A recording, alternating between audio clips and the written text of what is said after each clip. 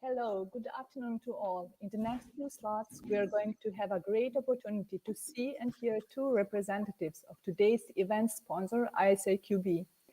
I'm honored to announce our next speaker, Dr. Carola Lilienthal. Dr. Lilienthal is the Managing Director of Workplace Solutions in Germany. For over 20 years, she has been conducting projects in agile manner with her development teams. She is a passionate software architect, constantly on her mission to improve, learn, and share her knowledge. Today, Dr. Lilienthal, or Carola as she likes to be called, is going to talk about domain storytelling.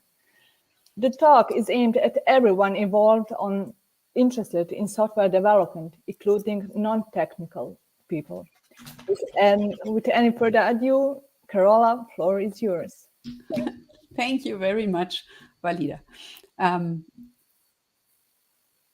It's now, and this will all work out in a second. Here I am in large. Wow, now, perfect.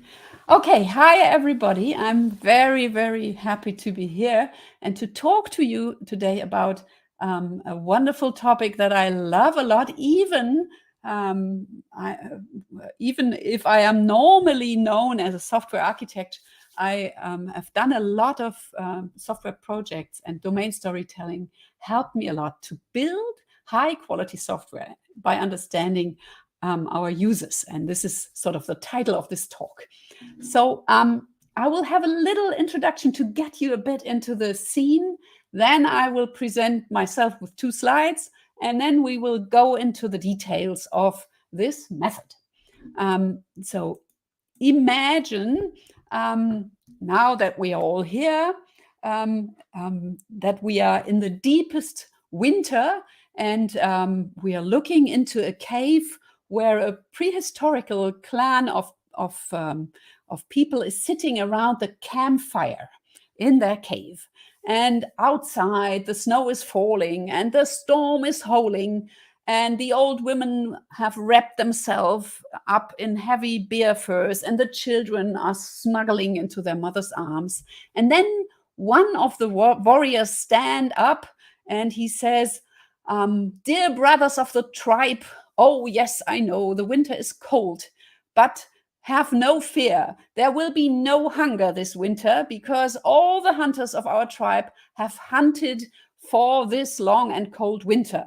And we have hunted a huge bison in the steppes, and we have followed the herd of these bisons for days. And with a trick, we were able to separate one of them from the group, and we rushed him into a trap.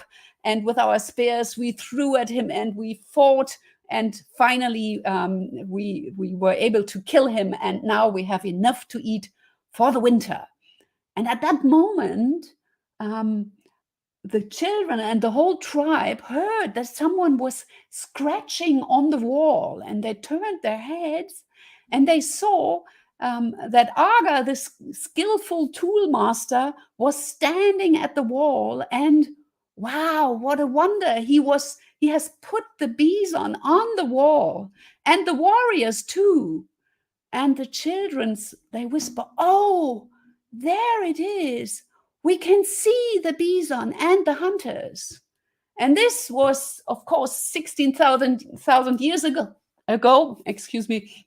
And we are still there. We can still look at the painting in the cave and at this early piece of art, and we are still doing this. We still love paintings, pictures, to understand things, to understand what is going on. So we, the modern human beings, we are still doing like that. We are sparkling a fire, we are telling stories, and we are painting pictures. And that is what domain storytelling is all about. These days, of course, we are not gathering in a cave, but we are in a meeting room, or we are, like today, in a video session. And the campfire we are sitting around is today typically a whiteboard or if you are virtually together, a Miro board that you might use in your daily work. And we're sitting there, and the user is the user or the domain expert, however you will call them. He is telling us his story, and we are putting them down in pictures. And these pictures today are drawn on whiteboards, on modeling spaces. And the guy you can see here is my good friend and colleague Henning Schwendner, who was supposed to give this talk, but he didn't have time today. He had to do something else. He's not here today. And this guy here is Stefan Hofer, who is as well a good colleague of mine. And there you can see how he puts a story like that on the wall. He's not here today either. Both of them, Henning and Stefan, I'm going to wait until this little video ends. Discussion with the people, putting things on the wall. Perfect. So now we're going to see that he's doing something down there. And this is it. So both of them, not Henning and not Stefan, are here today, but they are both the authors of the book Domain Storytelling. And if you have never seen it, look at it. It's as well available virtually. You don't have to buy it. And it will tell you everything about domain storytelling. So now it's about me, because you have to deal with me. I have studied computer science in the 90s. I did a lot of software development. I started as a project manager, architect, and consultant around 2000. And I wrote my doctor thesis on complexity of software architecture. And since then, I have written some books. You can see them here. And I have made this a business in my company. We are looking at legacy software, and we're trying to help people to get this legacy software into a good maintenance mode again and to cut it into pieces. And this is where domain storytelling comes into the play again, because with domain storytelling, we have a great tool to divide legacy software into smaller modules. And I will talk to you about that as well in this talk. My company is called Workplace Solutions. We started in 2000 with 12 developers, and now we are 140 people in our company. We love to meet each other again after the long COVID time, as all of us. But we are doing a lot of things virtually as well. And our main focus is to develop software for various kinds of customers with a strong focus on usability and architecture. And now we will dig into domain storytelling, and I hope I can relate it a bit to your field of expertise, testing, because of course, domain storytelling, usability, and architecture, they all only work if we have a great team of testers integrated into our software development that help us to create high quality software. So why is domain storytelling important for tech people? And I some testers and everybody who is not user or domain expert under tech people. So it's you too, you are tech people from my point of view. Well, to build software, us, the tech people, we have to understand the business people. This is necessary, because if we don't understand them, they will not get the software that they need. There is a wonderful saying of Alberto Brandolini, and he said, the source code only shows the understanding of the developers, not the requirements that were described in the backlog items. And I would incorporate the testers here as well. The source code in high quality tested only shows the understanding of the developers and the testers. It's not what is written down in the backlog. So, and one technique that domain storytelling is strongly connected with, that helped us to get into this understanding, is domain storytelling. You might have heard about domain storytelling. Domain storytelling tells us how to build software that is founded in the domain. So the basic idea of domain storytelling is to create software that is very, very close to the actual original problem. And this means that the software should be a reflection of the domain. And this is only possible if our domain experts tell us what the domain is about, and we understand this idea, what the users are doing, what the domain experts are thinking about their domain, and we transfer this understanding into software. So the second error is as well a very difficult thing, our understanding to put it into play, to program it. And to understand the domain knowledge, we have to get it out of the head of our domain experts. And the important story here is that we want to get, with domain storytelling, we want to get away from the telephone game where the user is telling the business analyst what he is thinking, and the business analyst is understanding something, hopefully the good thing, and transferring that to the testers and the developers in the chain. And on each step, some knowledge get lost. We really want to get back to direct communication where everybody is involved. And this needs to be done in a language that the users will understand. We do have to do this communication in a language that the domain experts know and understand. If not, we will suffer from the model monopoly. This is a well-described problem in psychology, actually. If you use a notation to transport your understanding of something that another person has said, the domain expert, of course, and you use a notation that only you know, and then you have the monopoly on the model. So a model like this is of course extreme, but the underlying message of the model monopoly is, if you show a model to someone in a notation that is new to this person, it is very difficult for the other person to understand this model. The notation you are using for the model is a new language that the user would have to learn to understand and to give feedback. This will result normally in a feedback like, oh yeah, this looks good. Wow, this is so complicated. I see you have thought a lot about it. And then you end up with a software system that does not fit the needs of your users at all. So how do we get to communicate? How do we get to a communication where our understanding of what the user has said is again understood by the user?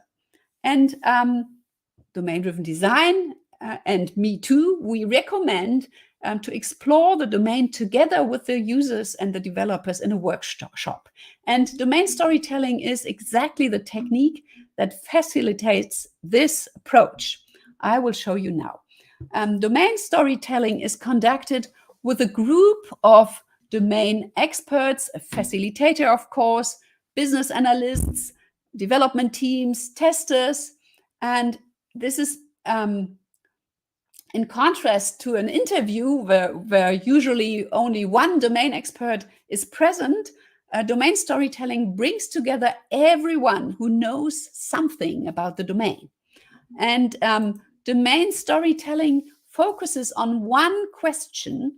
The question is, who exchanges what with whom, and why do they do that? So the focus is on actors. You see the little icons here, the little man and the computer system. So the focus is on actors, who is doing something, what they exchange, information or some documents or whatever, and the purpose of their collaboration, the why, which is very important. Domain storytelling can be done in the real world, like you have seen on a whiteboard, or virtually with Miro, or there's as well an open source tool called Egon that you can use for domain storytelling. You will see some more of that later. And the output, the result of domain storytelling, are diagrams of these stories, glossaries if you want. It's very easy to create glossary entries out of domain stories. I will show you. And the so-called why tables, where we are noting for each step with what goal it is performed, because this is so important. If you want to do digitalization, if you want to create a new software, a new work environment with new processes, which is very normal if you have a new software, then you have to understand, why did they do this before? And how will I replace this in the next software system? So let's have a look. I told you actors, okay, working items, and then they do something with the working items, and the actors exchange something, and there are sequence numbers, of course, so that you can follow the whole process. And I will show you a domain story now, a very basic thing that you might have all done in your life already. It's about opening an account in a bank. So let's start. What do we see here? There is the bank clerk and the customer. And the first step in this process is that the customer identifies himself with his ID to the bank clerk. And this is the important first step, so that the bank clerk can go on. And he fills in something that he calls AOA. Oh, this is the first moment. He's talking like this. Our domain expert is the bank clerk, and he says, well, I have to fill in an AOA. And the question is, well, what is this? Well, an AOA is an account opening application. This is what the clerk explains to us.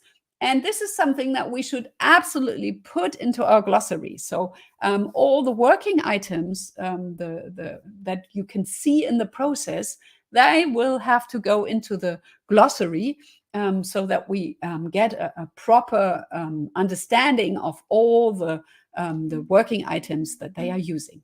Okay, so we will put it as account opening application here in our diagram, so that we don't have to translate all the time. And the next step is that the bank clerk prints out the account opening application and presents it to the customer for a signature. Okay, we understand all that. And what happens next? Well, what happens next is that in Germany, the bank clerk has to check the creditworthiness of the customer with a general credit protection agency. Wow, this is weird. There is a why now. You can see the why. Why do they do that? Well, even for opening an account in a bank, the regulations in the bank require that the creditworthiness is checked. And there is a spelling mistake on the slide, but I will repair that later. So now we know why he's doing that. And the next step is that the bank clerk sends an order for the creation of a credit card, or in this case, a European credit card, to the card manufacturer. And of course, if you see that step, you understand that it's important to ask for the creditworthiness, and that there's a rule in the bank to do that. Next step after that is that this credit card, this European credit card, is sent by mail to the customer. So he will receive this card, and he will receive as well the PIN number to use the credit card, actually. So if we have recorded this process, then at some point there comes the question, well, this is how they work now, but if we want to have some more digitalization, we have to redesign this process. We want to create some software for that. printing out account opening application and all that. Well, we are in modern times. Can't we do it differently? And in this example, we will do this for the area on the left, for this part of the story, the red box. So this part of the process, the bank clerk and the customer, we want to find a more digital solution here, because today people, it's difficult to find the bank clerk actually, because in Germany they reduced their bank clerk magazine is the wrong word. The bureau where you can find them, they are reducing it more and more. So why can't we do it online? And this is the next step then. We have modeled the actual situation, what they are actually doing, and we can start to do a second story, a second domain story, to imagine the future process. So the future process might be like this. If you look down where the customer is, that the customer fills in an account opening application online. So he doesn't have to visit the bank clerk at all. And then he sends his digitally signed account opening application into this online portal and loads up his ID. And then the whole process works as it did before. He will get his credit, his European credit card, his PIN number, and everything.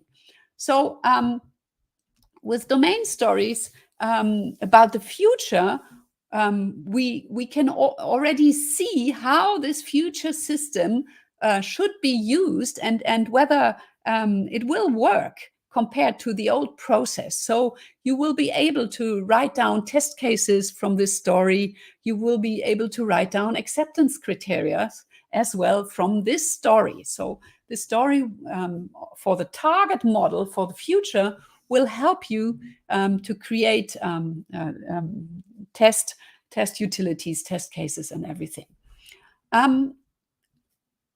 To get one step further in this whole thinking about understanding the domain and so on, I already talked about the glossary and about the need that we understand the language of the users. And what domain-driven design told us is that, well, be aware of the fact that the user and the domain experts, that they speak a different language than we do, us, the techies. So the domain experts, they speak domain lingo, and we speak some technical language. And of course, it's not a good idea. I showed you with the model monopoly already that we try to force our domain experts to understand our language, because then the solution, the result, the resulting software will not really help them. What we have to do is we have to understand the language of the user, and of course not everything they talk about, but that part that is important for our software, that we're gonna map into our software system. This part we really have to understand. And when we what happens then in the software? Well, what will we stick to our technical terms in the software? No, domain-driven design and domain storytelling as well tells us to have the domain language, the domain-specific terms in the software as the user are using them. And this is really something that testers can help software developers with, and business analysts, of course, as well, to really stay focused on the language of the users, because it's so easy that people create new terms, new words for something from the domain. So the idea here is that we need a ubiquitous language to really understand each other, a common language that we use in all communications. When we speak, when we write emails, when we create diagrams like domain stories, and as well in the code, and basically everywhere. And this is why in domain-driven design, this language is called ubiquitous language. It's everywhere, the ubiquitous language. This is our goal. We have to, this is where we have to go. And when we create a ubiquitous language, this is our best weapon to prevent the model monopoly that I talked to you about before. How can we do all this now? I showed you the technique. I talked to you about what we can gain from it. How can we do it? Well, of course, a workshop format that I showed you already, to be in a room or in a video conference. And what you need in a meeting like that is you need a storyteller. This is Henning's father on this picture. And you need listeners. You need someone who is listening to the story. And of course, the storyteller is usually the domain expert. I hope that you are aware of the fact that in some companies, the software developer who developed the old system tend to know more about the system than the domain experts, because they know all the little tricks and all the little fields to fill in. But if you want to create a new software, you have to understand how the domain expert is working with the system, how he's doing it. So normally we, developers and testers, we are the listeners. And hopefully the user will tell us a story, a real story, their story, and not some fairy tale about things and bits and pieces, but the real story. And there are techniques, questions that you can learn from Henning's book or from any moderator training, how to pose open questions to really get a complete story and not all the misunderstandings and problems that the user has with the story. So why are you doing it? This is a very important question. What are you doing, with whom, and why? And I hope that you are aware of the fact that it's quite easy that we think we understood, but in fact, we misunderstand our users very often. You have different modes how you can do a workshop with domain storytelling. You can do it moderated. So one person is standing in front of the whiteboard or this board here, and he is painting everything, organizing everything. This is much easier for the moderator, of course, but because he can think about the whole story on one wall. But for the people in the room, for the storyteller and all the others, it's quite of a danger, because they lay back and they ask the moderator to do the whole thing. So you can do it as well in cooperation. You can ask the people to put their icons themselves on the wall. You can ask them to ask questions directly on the board and to change things. This is a different kind of moderator workshop where not just one person is allowed to work on the board. Tools, well, in the beginning we did PowerPoint. We have a little tool, open source, that our company created, that is called Egon, and you can find it under Egon.io. And if you find any problems in there, please go to GitHub. Please contact us, repair it yourself, whatsoever. We are all the time trying to improve this version. And the nice thing about this tool is that we have a stepper in there, the thing that is in red here. So you can see the story step by step, and you can show it step by step to your users. You can do it on whiteboards. We even created a set of typical cards. I think you can download that post-it idea on the website of the tool. You can even do it on big screens and paint everything. So, I mean, you're really free where you do it, how you do it. I often do it in my little book when someone tells me a story and I want to memorize it. I do it like a domain story, and like that I understand. Important thing in here, the scope. if you start to do a domain story, you're often getting basic little bits and pieces. And I want you to be aware that there are scope factors. So there is a question of granularity. I will show you in a moment. There is a question of point in time and domain purity. These three scope factors you should know. The first one, granularity. You can have a domain story that is coarse-grained, so it's the big picture without all the details, or you can have domain stories that are fine-grained, where you discuss little pieces of the process that a person is doing at her desk. And in the end, to create a good software, you have to go into this fine-grained area. But in the beginning, it's often good to do a big picture. I will show you in a second. Next is the point in time. Do I speak about the as is, the actual model, how they work today, or do I speak about how it should be, the to be? We always start with the as is, because it's very difficult to speak about the future, the target, the to be, if you have not understood how they work today.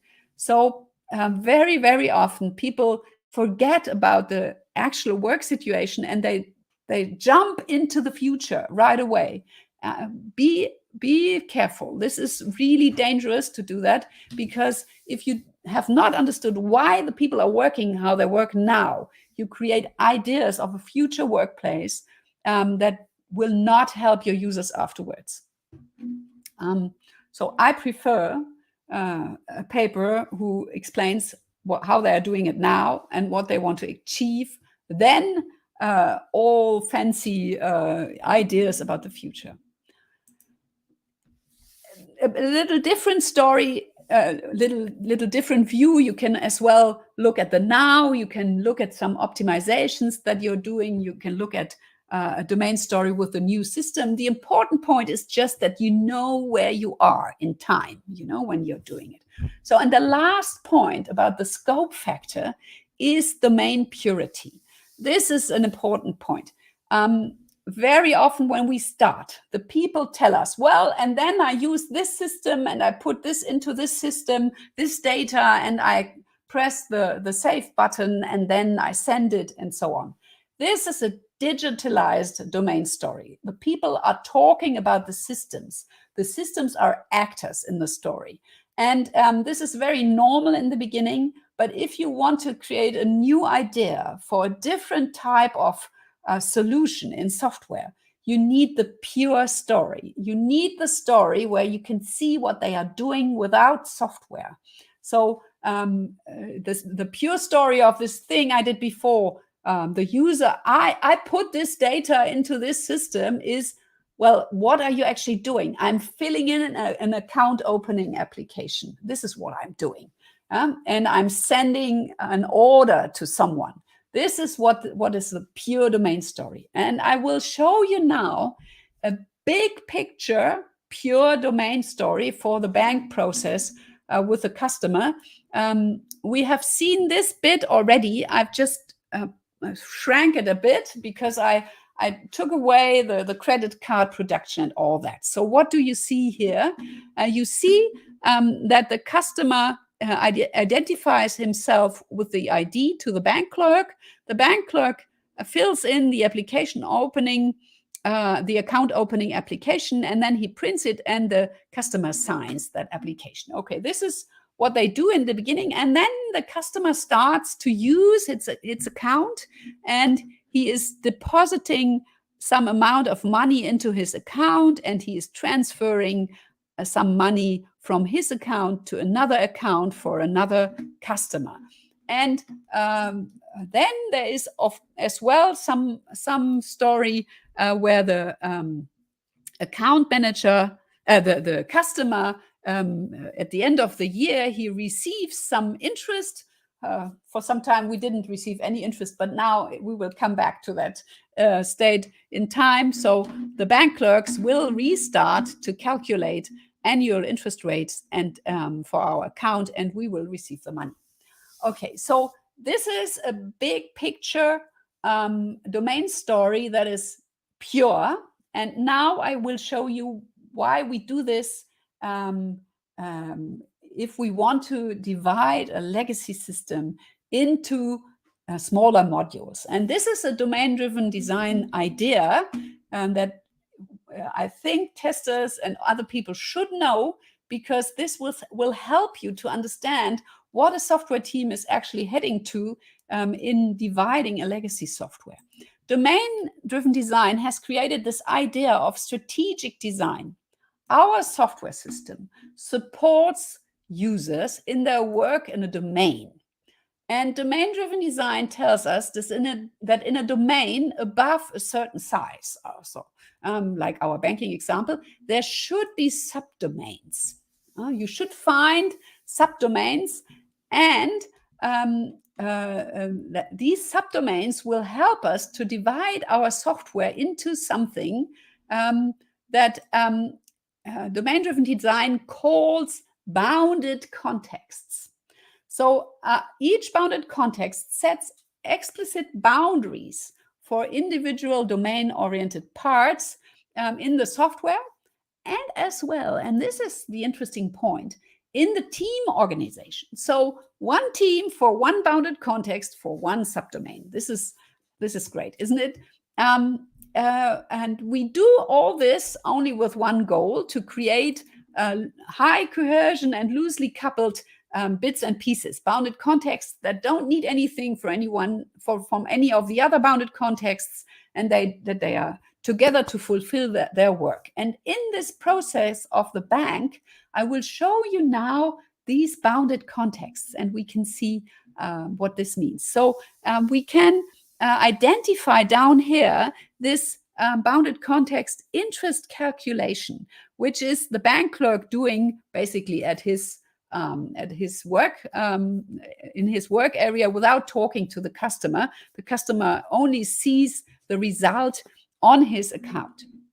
Then there is the payment transaction bounded context. This is all about money on the bank account. This is the daily use of the account that the customer would have. And then there is this bounded context about the account opening.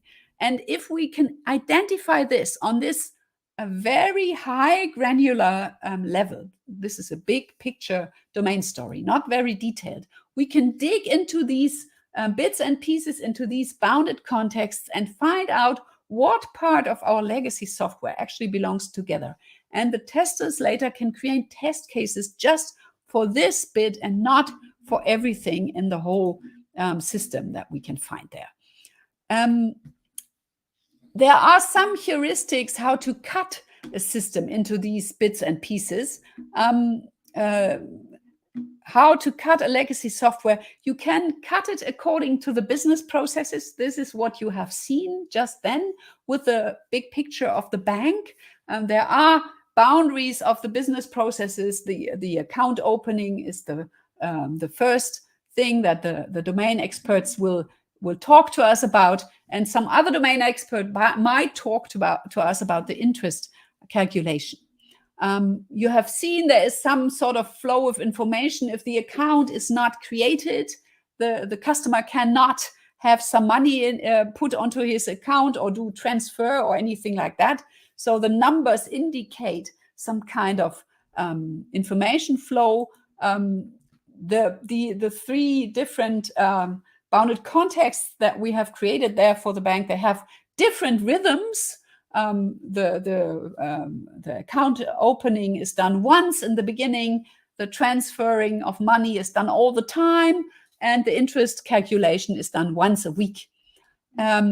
So different process triggers as well lead us into that. And other things that we have not seen here are the user, the key concepts in the domain might be used differently in this different bounded contexts, and we might have different kinds of departments in our organization that work differently with our software.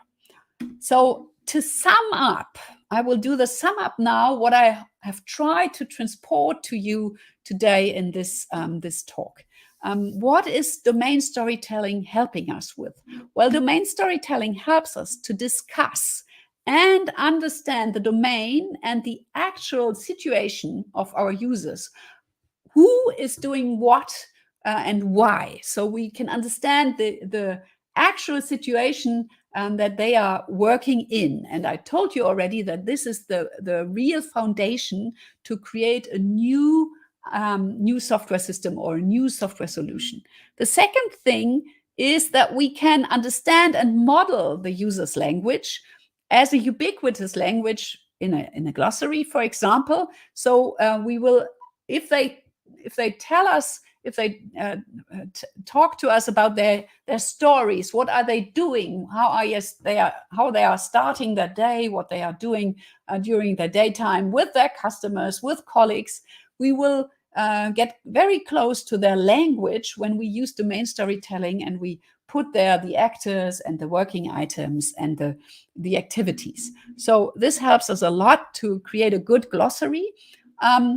Then I have showed you that we can have one domain story about the actual situation and one domain story about the future situation. So we can discuss, if we have understood the actual situation, very easily our ideas with the users, because in the end, it's the team of software developers, business analysts, and testers who will create the new solution. They will have an idea how to digitalize what the user is doing now.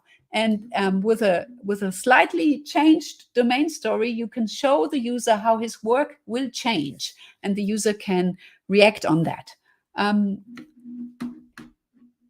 With domain story, we will be able to understand the needs of the future solution and derive test cases and acceptance criteria from these domain stories that we have created for the future situation. So we can really use them in the development process as a documentation of our discussion with the domain experts and transfer them into the things that we need in Jira or in our test environment, where we write down our test cases. And we can refer to the domain stories. If we want to cut the software into bounded contexts because we have a legacy software and we can't replace it with a new system, well, then as well, we will use domain stories to find these bounded contexts and to align the team organization with a new bounded context that we found. So domain storytelling will help us with that. And something that I have not talked about, but that we see a lot with our customers, if you have domain stories for the work as it is done actually at the moment or in the future, it will be much easier to explain to new employees how to do the work, how they should do the work, what will come in the future, how the work will change. And this is important for new domain experts, for business analysts that come into the team, for testers, and of course for developers. All of them, if you explain them how domain storytelling works, it's much, much easier to understand quickly what the whole work environment is about. And I hope I was able to show you that domain storytelling actually is easy to use. You can do it in your book, on a paper, and I hope if you need some support, you can talk to me, of course, but you can talk as well to Henning and Stefan. They love to explain how to use domain storytelling and help people to work with that. And I hope this little talk inspired you a bit to try it out. And now we have some time left for questions. I'm happy to answer whatever kind of question you have. Thank you very much for listening.